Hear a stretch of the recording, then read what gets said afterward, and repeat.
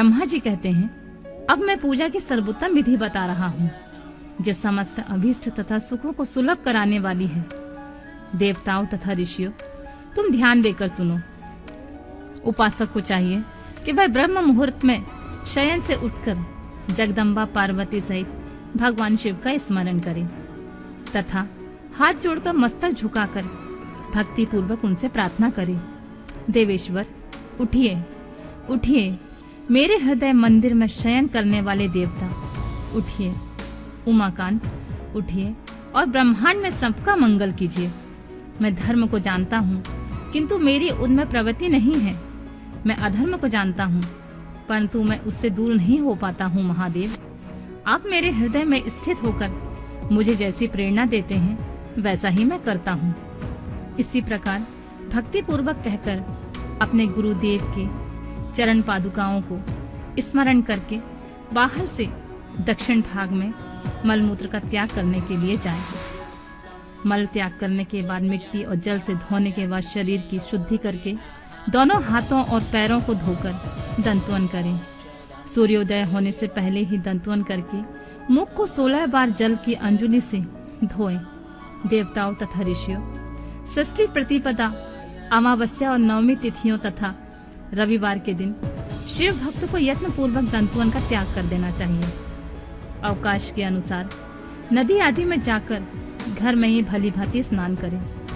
मनुष्य को देश और काल के विरुद्ध स्नान नहीं करना चाहिए।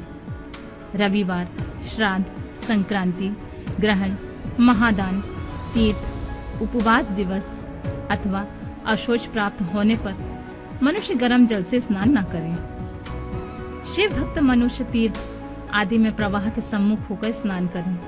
जो नहाने के पहले तेल लगाना चाहे, उसे विहित एवं निषिद्ध दिनों का विचार करके ही तेलांग करना चाहिए। जो प्रतिदिन तेल लगाता हो अथवा जो तेल इत्र आदि से वासित हो, उसका लगाना किसी भी दिन दूषित नहीं है।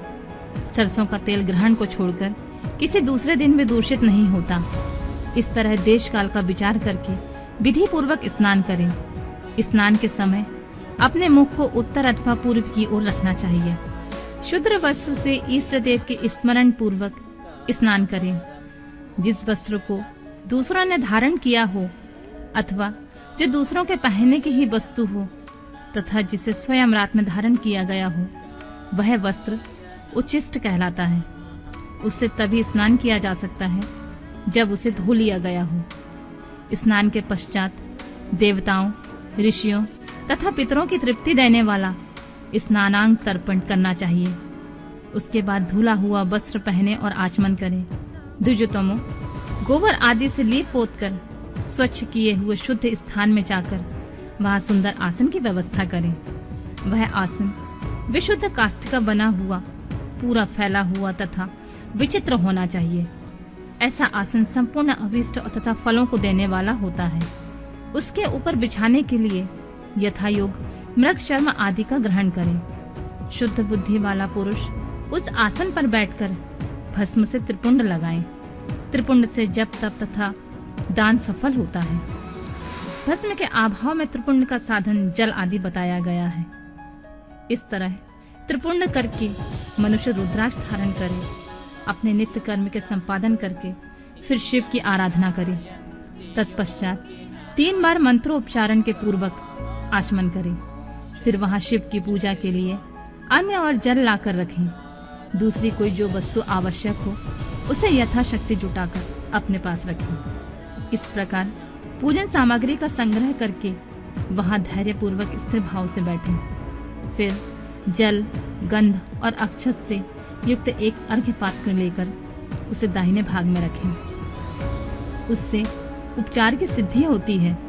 फिर गुरु का स्मरण करके उसकी आज्ञा लेकर विधिवत संकल्प करके अपनी कामनाओं को अलग न रखते हुए पराशक्ति से सपरिवार शिव का पूजन करें। एक मुद्रा दिखाकर सिंदूर आदि उपचारों द्वारा सिद्धि बुद्धि सहित विघ्नहारी गणेश जी का पूजन करें।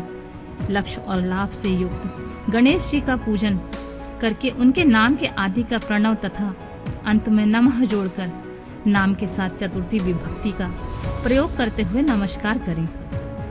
उसके बाद उनसे क्षमा याचना करके पुनः भाई कार्तिकेय सहित गणेश जी का पराभक्ति से पूजन करके उन्हें बारंबार नमस्कार करें।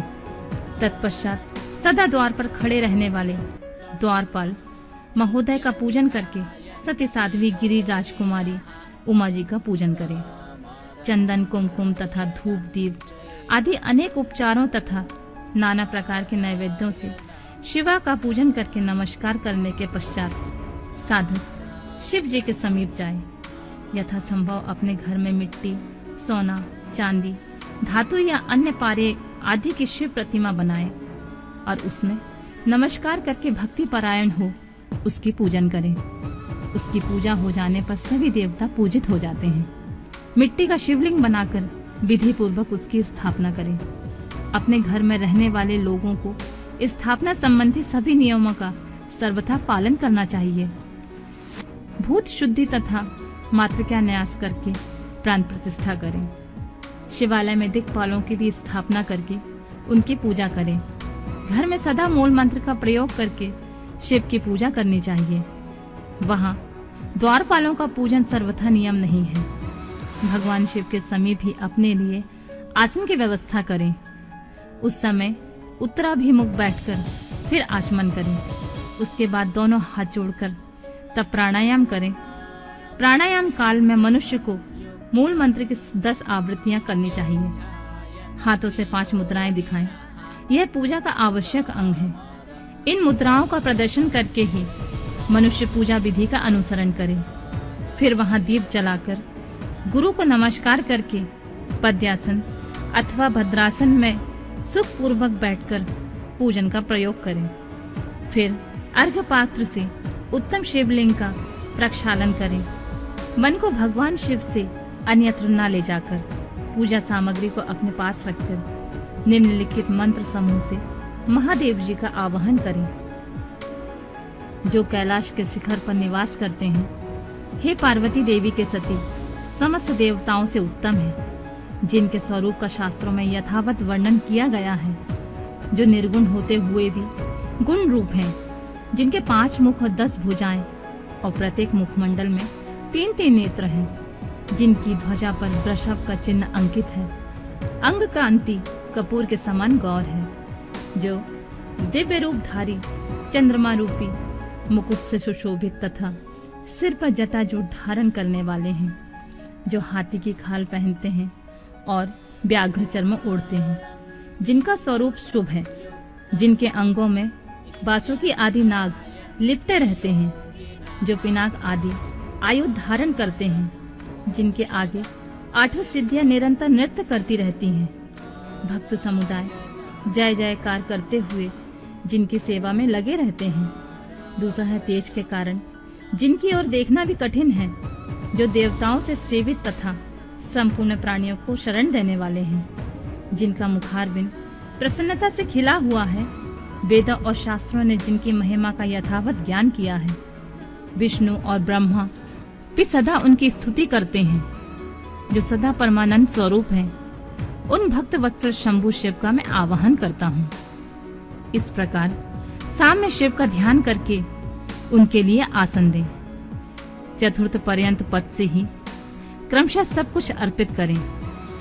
आसन के पश्चात भगवान शंकर को पाद्य और अर्घ्य दें।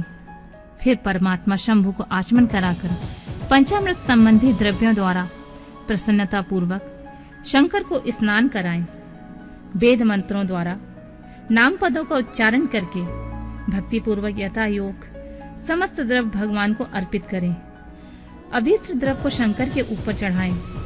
फिर भगवान शिव को वारुण स्नान कराएं। स्नान के पश्चात उनके शरीर अंगों में सुगंधित चंदन तथा अन्य द्रव्यों का यत्न पूर्वक लेप करें। फिर सुगंधित जल से उनके ऊपर जल धारा गिराकर अभिषेक करें। वेद मंत्रों अथवा शिव के 11 नामों द्वारा यथावकाश जल धारा चढ़ाकर वस्त्र से शिवलिंग को अच्छी तरह पोंछे। फिर आचमनार्थ जल दें और वस्त्र समर्पित करें। नाना प्रकार के मंत्रों के द्वारा भगवान शिव को तिल, जौ, गेहूं, मूंग और उड़द अर्पित करें। फिर 5 मुख वाले परमात्मा शिव को पुष्प चढ़ाएं। प्रत्येक मुख पर ध्यान के अनुसार यथोचित अभिलाषा करके कमल, शतपत्र, शंखपुष्प, पुष्प, धतूर, मंदार, द्रोण पुष्प, तुलसी दल एवं बिल्व पत्र चढ़ाकर पराभक्ति के साथ भक्त वत्सल भगवान शंकर की विशेष पूजा करें। ये सब वस्तुओं का अभाव होने पर शिव को केवल बिल्वपत्र ही अर्पित करें। बिल्वपत्र समर्पित होने से शिव की पूजा सफल होती है। तत्पश्चात सुगंधित चूर्ण और सुवासित उत्तम तेल विविध वस्तुएं बड़े हर्ष के साथ भगवान शिव को अर्पित करें।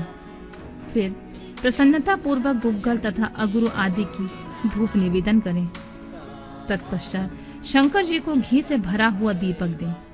इसके बाद निम्नलिखित मंत्रों से भक्ति पूर्वक पुनः अर्घ्य दें और भक्ति भाव द्वारा वस्त्र से उनके मुख का मार्जन करें।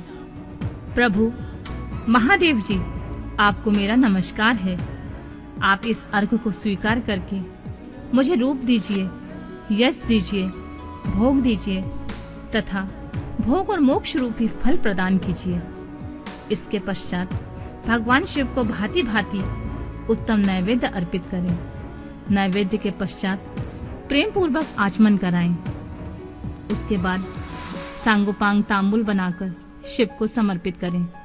फिर 5 बत्ती की आरती बनाकर भगवान को दिखाएं। उनकी संख्या इस प्रकार है: पैरों में 4-4, नाभि मंडल के सामने 2 बार, मुख के समक्ष 1 बार तथा अन्य संपूर्ण अंगों में 7 बार आरती दिखाएं। तत्पश्चात नाना प्रकार के स्तोत्रों द्वारा प्रेम पूर्वक भगवान वृषभ ध्वज की स्तुति करें। तदनंतर धीरे धीरे शिव की परिक्रमा करें। परिक्रमा के बाद भक्त पुरुष साष्टांग प्रणाम करें और मंत्रों से भक्ति पूर्वक पुष्पांजलि दें। ऐसा जानकर हे गौरीनाथ, भूतनाथ, आप मुझ पर प्रसन्न होइए। प्रभु, धरती पर जिनके पैर लड़खड़ा जाते हैं उनके लिए भूमि ही सहारा है।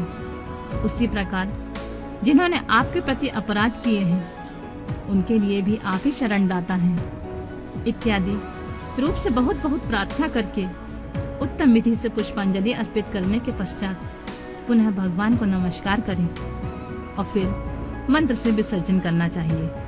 देवेश्वर प्रभु, अब आप परिवार सहित अपने स्थान को पधारें। नाथ, अब पूजा का समय हो गया है, तब पुनः आप यहाँ सादर पदार्पण करें। इस प्रकार भक्त वत्सल शंकर जी की बारंबार प्रार्थना करके उनका विसर्जन करें और उस जल को अपने हृदय से लगाएं तथा मस्तक पर चढ़ाएं। ऋषियों, इस तरह मैंने शिव पूजन की सारी विधि बता दी है जो भोग और मोक्ष देने वाली है। अब और क्या सुनना चाहते हो?